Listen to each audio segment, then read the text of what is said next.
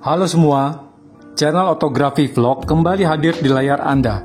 Kali ini admin menghadirkan suatu perubahan yang istimewa, yakni saya menyajikan seluruh dokumentasi dalam keadaan berwarna atau full color. Pada konten ini saya sajikan tentang kehidupan warga Batavia, yakni ritual berupa mencuci pakaian di selokan atau parit. Loh kok bukan di sungai? Untuk menjawabnya, tonton terus video ini. Tanpa berlama-lama lagi, yuk langsung kita mulai saja ya. Sejak ratusan tahun yang lalu, kegiatan mencuci di kota Batavia atau kalau sekarang ini namanya sudah jadi Jakarta, memang dilakukan di sungai atau kali. Di mana saat itu kualitas air sungai memang masih relatif layak untuk dipakai sebagai sumber air bersih yang dibutuhkan saat mencuci. Namun setelah makin ke sini atau sekitar tahun 1940-an, maka ritual mencuci mulai bergeser, yakni dilakukan di rumah. Air bersihnya bisa bersumber dari ledeng atau sumur. Perhatikan seorang wanita yang berkain sedang mencuci di rumah dengan menggunakan papan cucian. Kembali kepada kegiatan mencuci di sungai. Untuk sungai yang sudah diturap tebingnya, maka dibuatkan tangkahan atau coakan sekaligus tangga untuk warga bisa turun ke dalam sungai. Disitulah para ibu mencuci pakaian. Perhatikan tubuh mereka yang hanya dibungkus oleh kain saja. Biasanya mereka mencuci secara bersama-sama dengan ibu-ibu yang lain. Padahal belum tentu rumah mereka tetanggaan.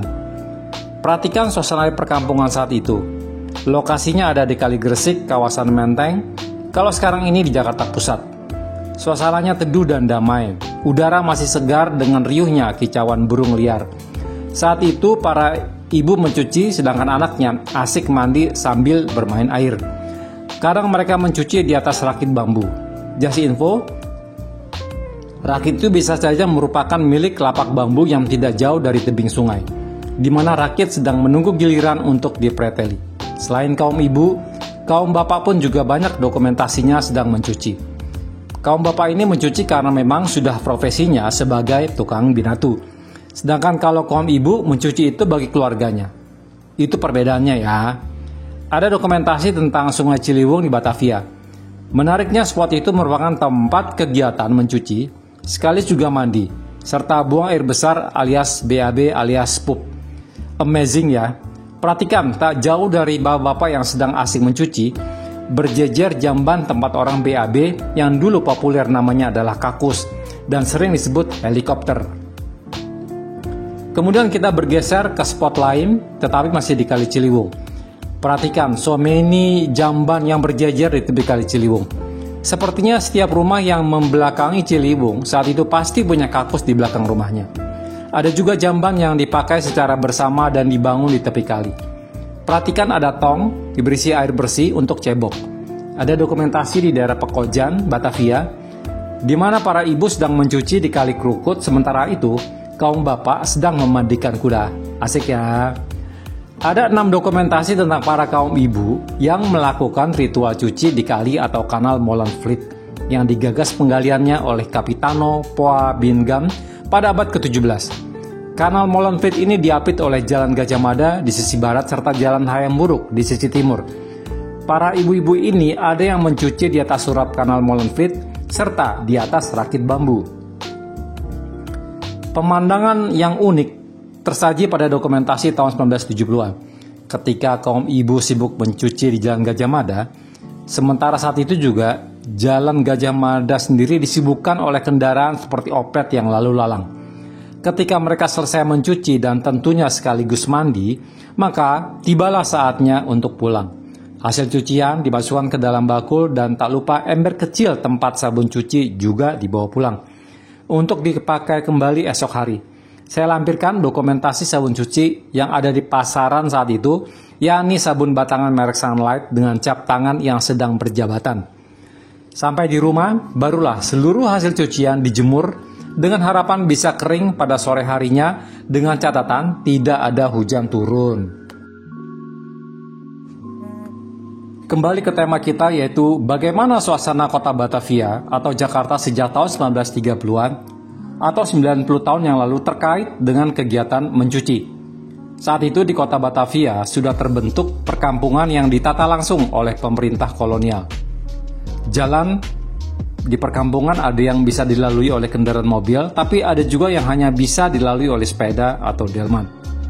Nah, antara jalan dengan pagar rumah orang, dibuatlah saluran air atau kita sebut saja selokan, atau boleh juga parit, di mana sumber airnya bisa saja dari anak sungai atau kali, atau mungkin itu bersumber dari suatu telaga atau situ. Dari dokumentasi tahun 1930-an, kita bisa lihat bahwa kaum ibu mencuci pakaian milik keluarganya di selokan. Mereka membawa dari rumah seluruh pakaian kotor, termasuk spray tempat tidur, sarung bantal, dan lain-lain, dengan dimasukkan ke dalam wadah seperti bakul, ember, dan atau yang lain. Waktu yang dipilih tentunya adalah pagi hari karena setelah dicuci, cucian itu segera dijemur dengan harapan bisa kering pada hari itu pula. Mereka tidak mau mencuci di siang hari. Selain karena untuk mengejar target harus kering hari itu juga, serta demi menghindari panas terik saat mencuci di siang hari. Tentunya sebelum mencuci mereka harus memasak dahulu untuk kebutuhan keluarga, barulah pergi mencuci. Saat mencuci tidak sedikit tubuh dari kaum ibu ini hanya ditutupi oleh kain kemben saja. Tetapi saat itu tingkat kejahatan seperti pemerkosaan tidak setinggi sekarang. Kadang untuk meringankan, maka kaum ibu juga membawa anak-anaknya yang sudah remaja untuk membantu mereka saat mencuci. Bahkan ada dari mereka yang harus membawa anak kecil atau balita karena kalau ditinggal tidak ada orang yang menjaganya di rumah. Tentunya saat mencuci, para ibu-ibu ini sekalian mengobrol bersama teman-teman mencucinya. Saya tidak tahu apakah pada saat itu warga sudah mengenal kegiatan ngomongin orang alias ngegosip. Who knows? Jika sebelumnya admin sudah membahas situasi kota Batavia atau Jakarta yang dikaitkan dengan kegiatan mencuci, mandi, serta BAB, maka kini saatnya kita khusus membahas beberapa dokumentasi yang menggambarkan kegiatan mencuci di selokan atau parit di Batavia yang sudah diketahui perkiraan lokasinya. Perlu diketahui bahwa lebar parit ini sekitar 1 hingga 1,5 meter saja, dengan kedalaman normalnya sekitar 1 meter. Kondisi airnya yang saat itu sekitar tahun 1920-an, 1930-an, masih layak dipakai untuk mencuci pakaian. Lokasi selokan ini ada di daerah Ciplak, Batavia. Kalau sekarang kita cari di Google Map, maka ketemulah lokasinya itu di daerah Jakarta Timur. Bahkan di situ ada namanya Pasar Ciplak. Di parit itu sengaja dibuat tangkahan. Pada tangkahan itulah dibuatkan tangga yang menurun ke dalam selokan. Kaum ibu mendatangi lokasi itu dengan membawa keranjang atau bakul berisi pakaian kotor. Bahkan ada juga yang membawa beras untuk dicuci di tangkahan tersebut. Saat melakukan kegiatan mencuci ini, tidak sedikit kaum ibu yang tubuhnya ditutupi hanya dengan kain saja. Nah, setelah semua pakaian selesai dicuci, maka para ibu-ibu ini lanjut mandi di lokasi itu juga.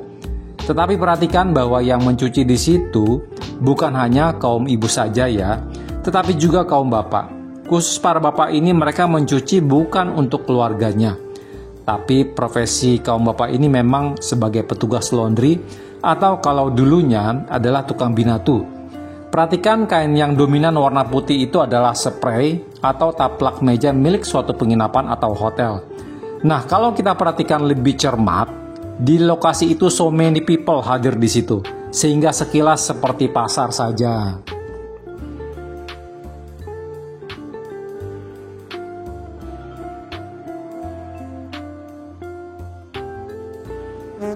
Demikianlah dulu bahasan kita mengenai kegiatan warga Batavia tempo dulu, yakni mencuci pakaian di selokan atau parit.